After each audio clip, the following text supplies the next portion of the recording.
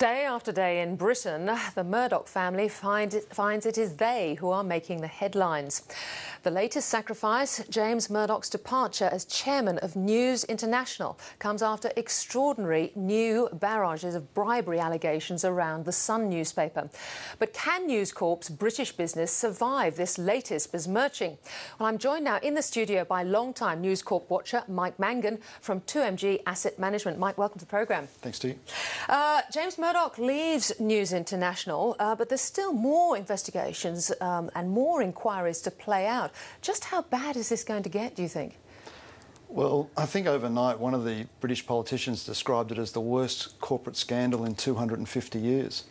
So I'm not sure what happened 250 years ago, but it sounds pretty big. Yes, in Britain in particular. Absolutely. And if you look, I mean, day by day there is more allegations that are emerging. I mean, overnight there was an allegation that News of the World used investigators to pervert a murder investigation 25 years ago. Well, that was long before James Murdoch's involvement, wasn't it? Exactly. And long before, to be fair, long before Rebecca Brooks and Andy Coulson. It points to Rupert Murdoch's. I mean, you know, Rupert Murdoch was the man at the helm at that stage, presumably. Yeah, and he would probably argue that it was a rogue journalist that was involved in that, but the trouble is that we've heard that rogue argument so many times now that, it just doesn't wash anymore, I don't think. We're hearing that James Murdoch is now moving back to presumably safer ground for him, into pay television. He's resigned from the board of GlaxoSmithKline, the British-based multinational. Suggestions now that he might even lose the chairmanship of BSkyB. Well, I think that's very, very likely.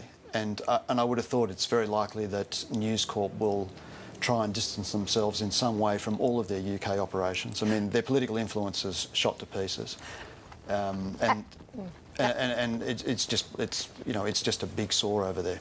Well, I see News Corp's chief operating officer from New York, Chase Carey, is talking now about selling News International, and he says, look, there certainly is an awareness that News Corp could actually trade in higher multiples if it didn't own newspapers, and presumably that was not why Rupert Murdoch owned newspapers, or not the only reason why he owned newspapers.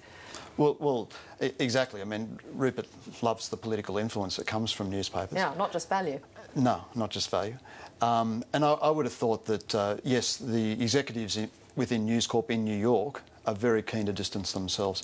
I think it's important to understand that there seems to be a bit of a civil war going on within News Corp at the moment. There have been some very disparaging comments made about James Murdoch in the last few days, and they seem to be emanating from New York. So they're keen to get rid of the whole saw. The problem is, in the US, there is a thing called the Foreign Corrupt Practices Act. I did a bit of research on that today, and the penalties are up to 5 years in jail for directors. Now, that would be focusing the minds of the News Corp directors in New York, and it's probably one reason why you're seeing so much... News Corp is bending over backwards now to help the police, because... Well, you can't get out of this with money, presumably, can you? And you can't. I mean, that's Rupert's traditional way of getting out of a hot, tight spot is to pay his way out. When you're talking about jail time, that doesn't work. Mike, how do you think the big investors in News Corp see the company now? Well, against my, I guess, recommendation, the stock has been a stellar performer in the last 6 months. In fact, if you looked at the share price chart, it bottomed around the time they closed the News of the World. And since then, it's just got worse and worse and worse. I think, I'm clearly wrong in being concerned about the impact of that on the share price. But at the same time, it seems to be, investors seem to be living in a parallel universe. They seem to be ignoring everything that's happening in London and looking at other things, and there are good things that are happening within the company. They're focusing on earnings per share, and that's been growing strongly. They've had a couple of good results.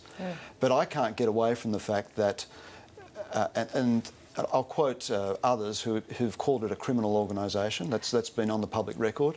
But that hasn't actually impacted on the value? It hasn't actually impacted, and it surprises me. Yeah.